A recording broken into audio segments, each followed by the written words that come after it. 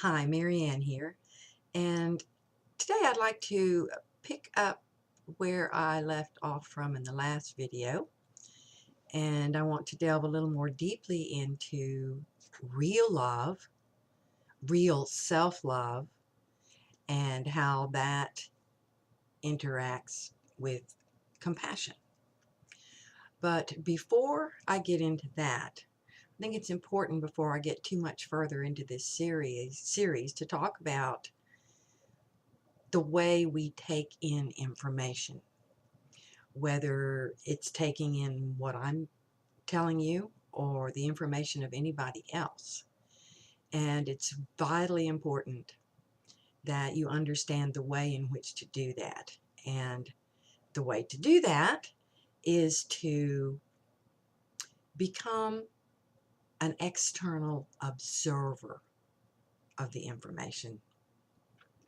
In other words, you step outside of yourself and merely observe before you take in or consume the information. Pay attention to your body as you're listening or reading, and make note of some of those sensations and feelings and of any emotions that you might be connecting with those bodily sensations. And that ties into what I think is an often overused and definitely misunderstood concept referred to as resonance. I resonated with that talk, or I resonated with that book. Again, this is another expression that has arisen from the New Age and spiritual communities. And I want to speak a moment about that and how it can be misunderstood. First of all, to say something resonates with us means that an emotional chord within us has been struck. And it can either be an emotion that makes us feel good, or an emotion that doesn't make us feel very good about what we're hearing. And I was guilty of this too as a part of the New Age community whenever I first had my first awakening experience. I resonated with so many things that made me feel good, and I came to understand, excuse me, that the reason they were making me feel good was because they were making my ego feel good. For example, the you create your own reality fallacy, and the misunderstanding around that we are co-creators of this reality. A number of the New Age concepts, the spiritual community concepts, are designed to do just that, to stroke our ego and connect in with those concepts that, although they might have some seeds of truth in them, there's a whole lot of other gobbledygook and outright misconceptions and deceptions involved with them that keep us attached to ego and what ego wants, as opposed to core self.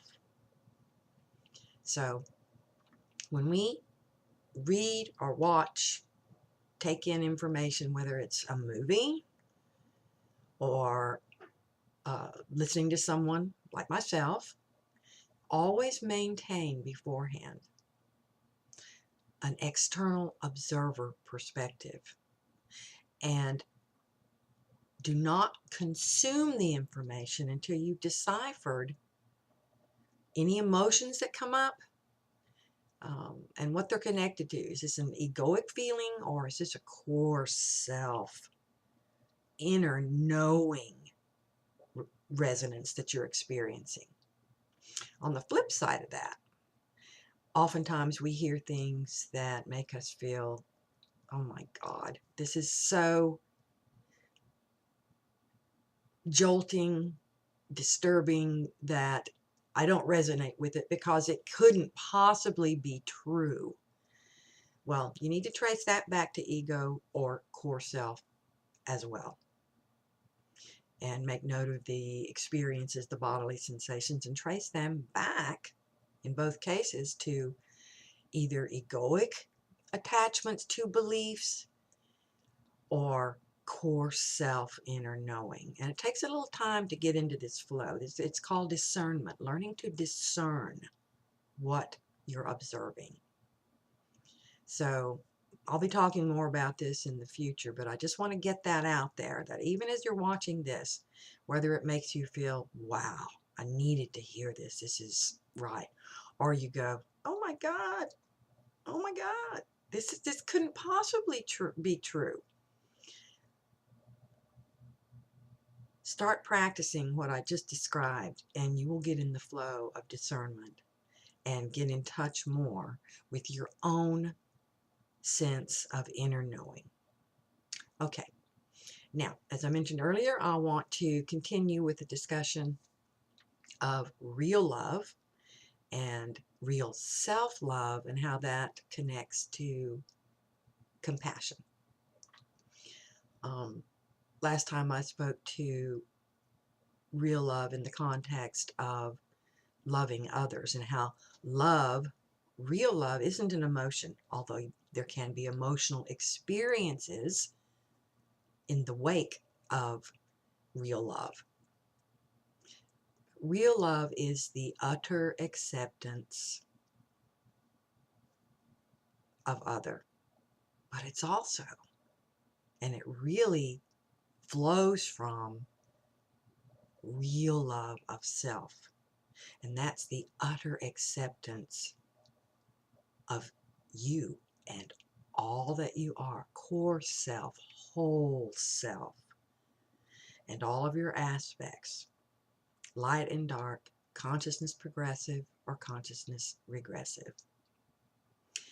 And in order to do that, we have to accept what we really are and all that we've been up to in all of our various versions and realities and timelines and all that. And to really understand whole self, we have to understand that we have been all. We've been consciousness progressive and we've been consciousness regressive aspects of self. And although you may not have been someone who murdered someone, there's a good chance that you have. You may have been a warrior. You may have been involved in horrible, bloody wars and killed countless numbers of people.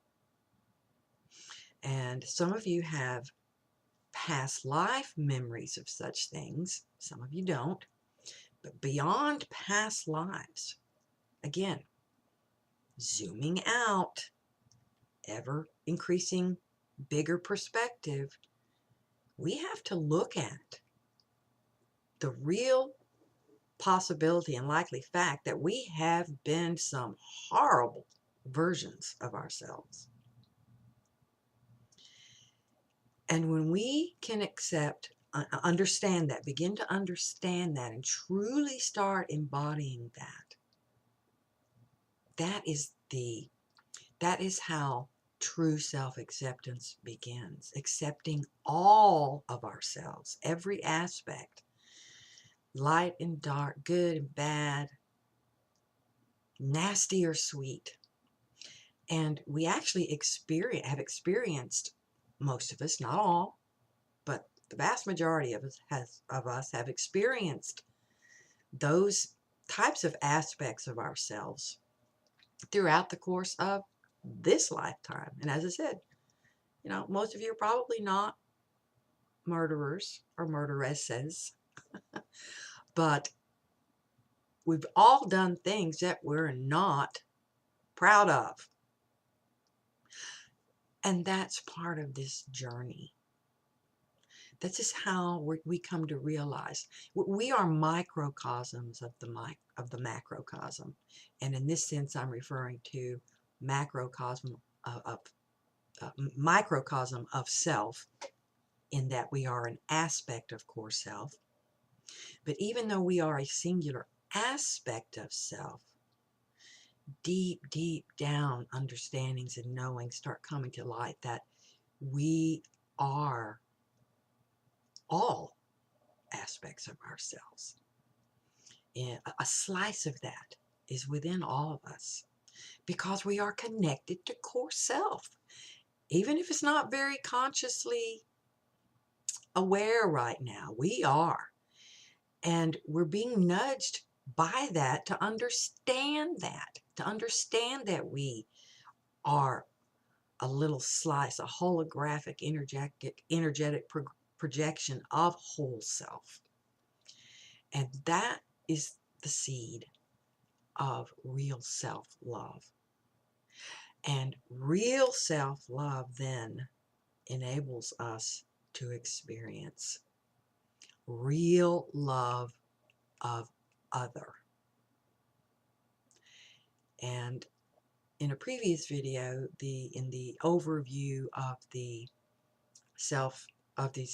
awakening process, I spoke to some of our human history and the other races and civilizations and how they have come into our world, and some of the things they've done and the impact they've had on our type and rate of progression or regression. And you need to know that although some of these races and beings are purely consciousness regressive in this reality at this time, there are others who, although they might seem like lame excuses to us for their behaviors, a number of these beings truly believe that what they were doing is in the best interest of all. And yes, it's from a service to self, thus a consciousness regressive perspective. This is how they justify their behavior, and a number of them really believe that. Others of them kind of know better, but it's part of the game they play in this reality to keep getting what they want. And I hope I've made the distinction clear. So, it's about respecting. True love, real love, is also about when you understand that all involved, all are connected. This inherent duality, consciousness progressive, consciousness regressive. And respecting the journey and the standpoint of the other beings, whether human or something else, within this reality. We have to respect where they are. If we don't respect where they are, then we are not really loving them. And self-love and love of other are intimately intertwined. And you can't really have one without the other. You can't really love someone else without really loving yourself, and vice versa. You can't really love and accept yourself unless you can really love and accept other. And this ties into compassion. Again, that's another of those concepts and terms that we've been misled by, primarily through the teachings of the spiritual New Age communities, which are tied back into religion. Now, many people that follow these communities would tell you vehemently that, no, I'm not affiliated with any religion. Well, careful study of New Age and spiritual communities tell you that they're a mishmash, a mashup of a variety of religions, from Buddhism, Zen Buddhism, Hinduism, Christianity. Most New Age circles are focusing the feeders, from Christian teachings, but a number of them are tied up in the Buddhism, Hinduism aspects of New Age religion. Excuse me. So we need to understand that before we say that spirituality is not a religion. It's not affiliated with any religion. And it's okay that we pull the seeds of wisdom from a variety of different religions, because there are seeds of truth in all of them. But one of the core aspects of the self-mastery awakening process is totally coming to a place where we rely on our own inner knowing, our own understanding, separate and apart from whatever else we thought we understood before. Truly individuals, truly sovereign, free-thinking, unique individuals, standing in our own power. Okay, now before I get into compassion, I'd like to read a statement written by a gentleman, Robert Augustus Masters, who encapsulates in his brief little write-up the misconceived notion of compassion that comes primarily from the New Age and spiritual communities. Bear with me, I'm going to read that to you.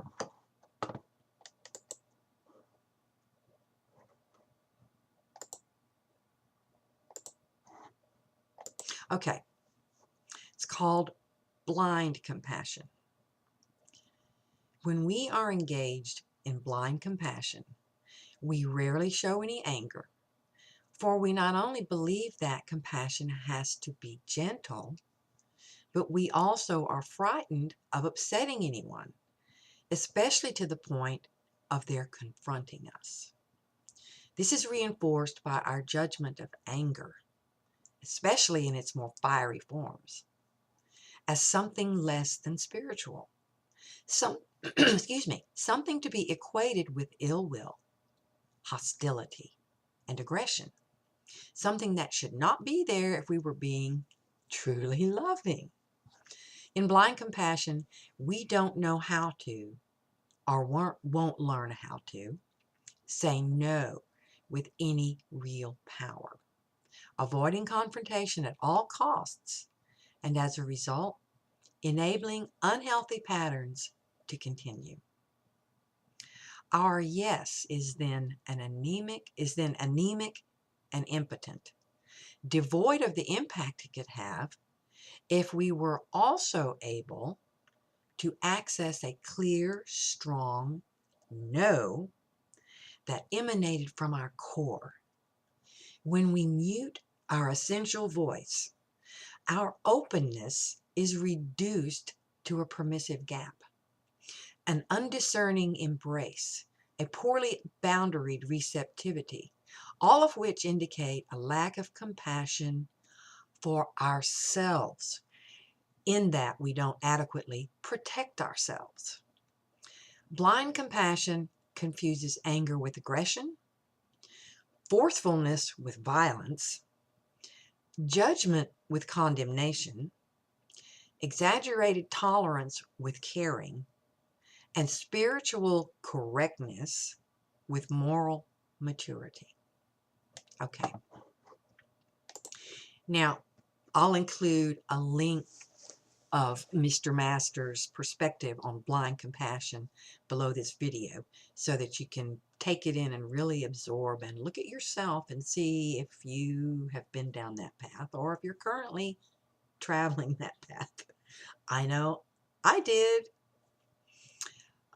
because early into my first awakening experience, I was quickly swept up into and seduced by and swept into the New Age spiritual movement. Excuse me. So this is an opportunity for you to look at that and assess yourself and your own behaviors. Now, in speaking of real love and accepting other for all that they are and accepting ourselves for all that we are and have been and will ever be, and respecting that in other, is of critical importance in this journey. Zooming out, bigger picture perspective, the perspective of the whole of consciousness, the dual nature of consciousness, and the value of friction and necessity of friction for us to continue evolving, to progress on our journey. However, complete and utter acceptance and respect for self and other does not mean that we ever have to tolerate inappropriate behavior. And first I'll address this from the microcosm level, day-to-day life, the world of our many projections of core self. And this means that just because you respect and you fully, or it's because you fully respect and fully accept other, does not justify or mean that you are supposed to approve of and roll over for mistreatment.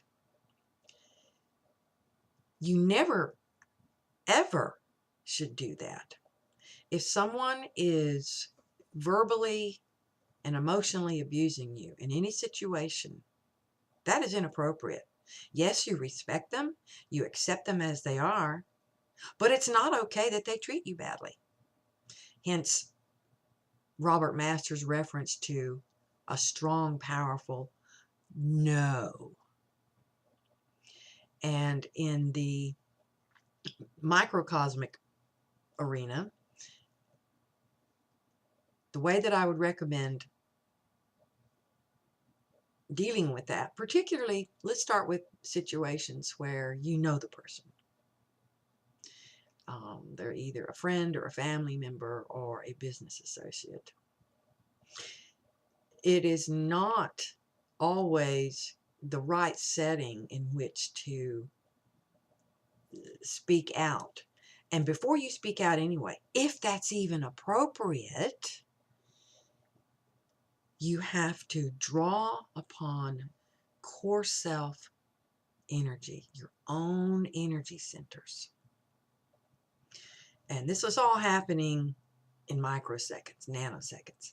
You pull up within yourself, you amplify whole self within this mind-body complex to match the same force, level, strength of energy coming at you. You breathe that in. And in many cases, we can stand without speaking, matching that energy, not having to express it in the form of a nasty thought or comeback, but just stand in it. Breathe it in and let it serve as a mirror to the other. And more often than not, they'll be able to actually see how they're behaving. And they'll back off and get quiet on their own without you having to do anything. because this is not about fighting against this journey, awakening. You come to understand it's not about fighting against anything. It's about standing for. And what are we standing for? Consciousness progressive behaviors and responses to situations. When we take the stance of standing for, filling ourselves with all our understandings and knowledge of what it really means to be consciousness progressive on the awakening journey. This is getting into that flow, is the flow from which we'll be able to determine appropriate choices of response and behavior. Now, in some situations, simply matching energy isn't enough. We need to learn to be so in the present, so filled with the energies and consciousness of core self, that appropriate response, a consciousness progressive response, flows from us. Whether that's something we say or do, meaning maybe we walk away, maybe we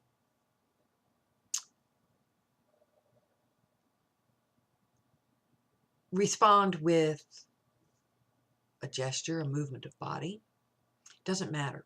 But the point is, we're so attuned in that moment that without knowing we know what needs to be done or not done, said or not said. And I know many of you out there, like myself, have experienced, not just in one-on-one with other people, beings, but confrontation by non-physical entities or energies. And just as often as, you know, some people may actually hear words, most of us don't hear verbal threats, but we sense the presence of a non-benevolent being in our space, in our energetic sphere, in our personal physical environment. And in those cases, a little bit different response might be required. Something more forceful.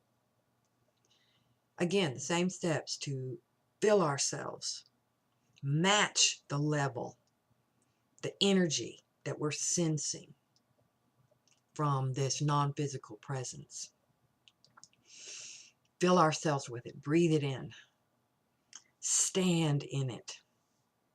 And sometimes, if that's not enough, then we speak through that, non-violently, but with force, saying, get the hell out of my space.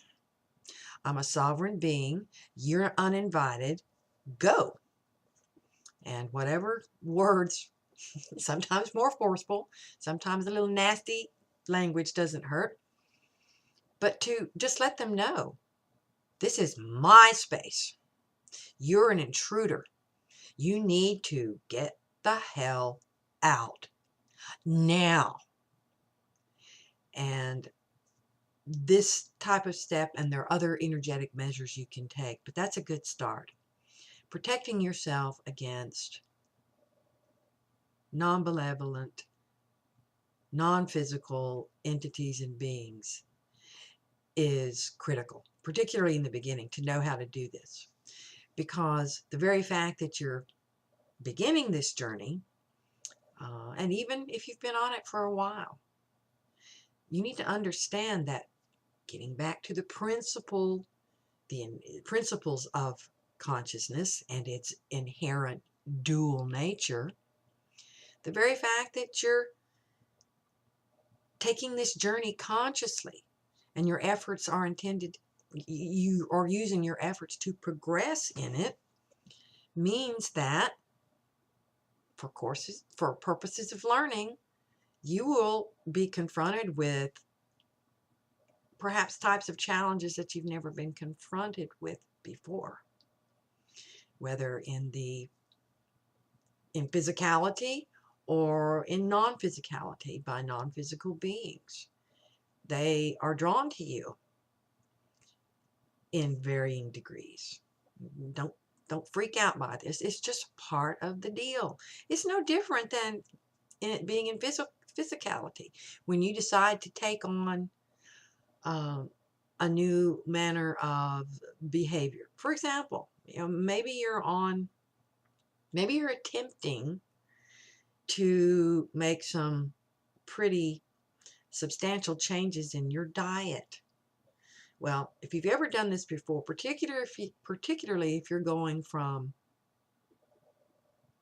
or attempting to become a vegetarian, or going from vegetarian to vegan, whatever, you get tempted, you get challenged every step along the way, particularly early on, before you found your stride in it, before you've gotten into the flow of it. And then it's a positive feedback loop that keeps feeding on itself, that makes it much easier to stay in the flow of that change.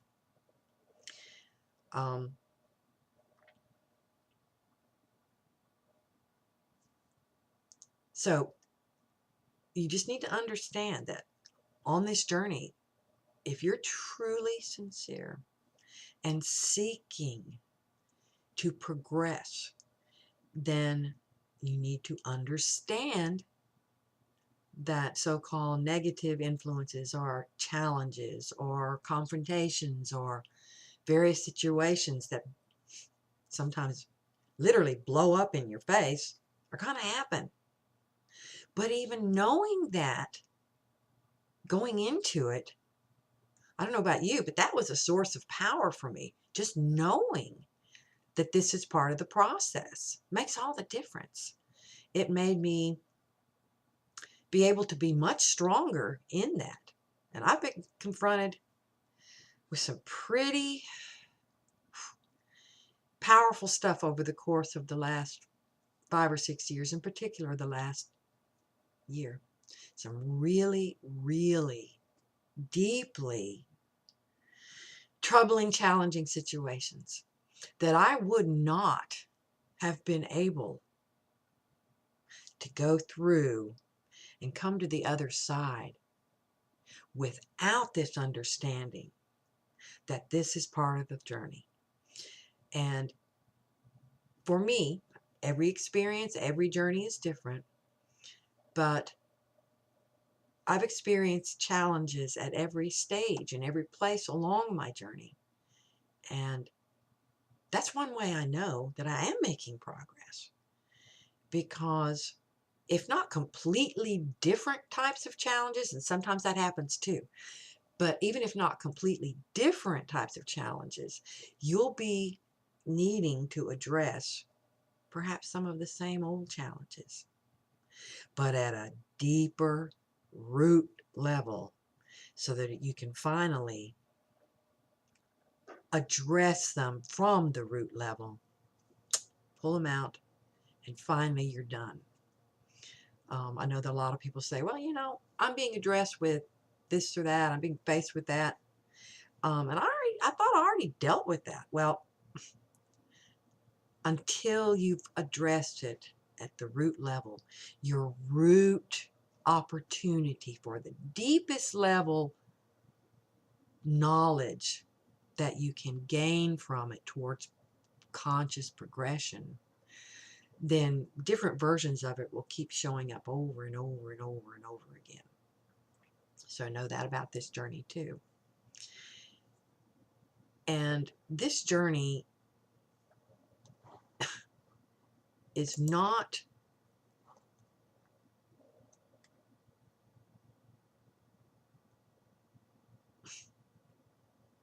a destination, because the truth is the journey of awakening, the consciousness progression journey is timeless. Think about it.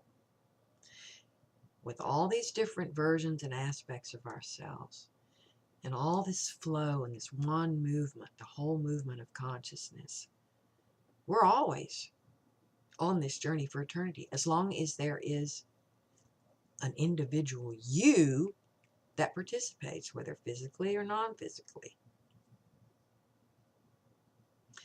And this is not, you have to understand this too, this work, the work of self-mastery, the awakening process, the great work, is not an outcome-based undertaking. It's a growth-centered process that revolves around expansion of consciousness, ongoing, continuously stretching and building and strengthening and embodying higher order knowledge, higher order understandings and use of energy, and creational capacities. Self-mastery really is the work of mastering energies, highest level energies, highest level knowledge, and highest level creational capacities available to us in this reality, in this particular density right now. Learning to master that, and in fact, it involves learning to master fourth density as well, because this world is originally a fourth density, fourth dimension. That's what we were. We were originally fourth density, and the world around us was fourth dimension.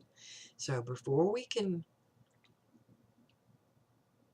evolve to fifth density, fifth dimension, and a reminder that there is no less duality in either of those than in third density, third dimension, fourth density, fourth dimension. It goes up through the densities and the dimensions, although it may look a bit different and unfold a bit differently. Duality is there. So this all begins with taking full self-responsibility, which means that we begin truly learning the true love of self and other, and understanding what compassion really is. In coming to and embodying true self-love and love of other, then we truly come to know and understand and operate through true compassion. Okay? That's how we get there.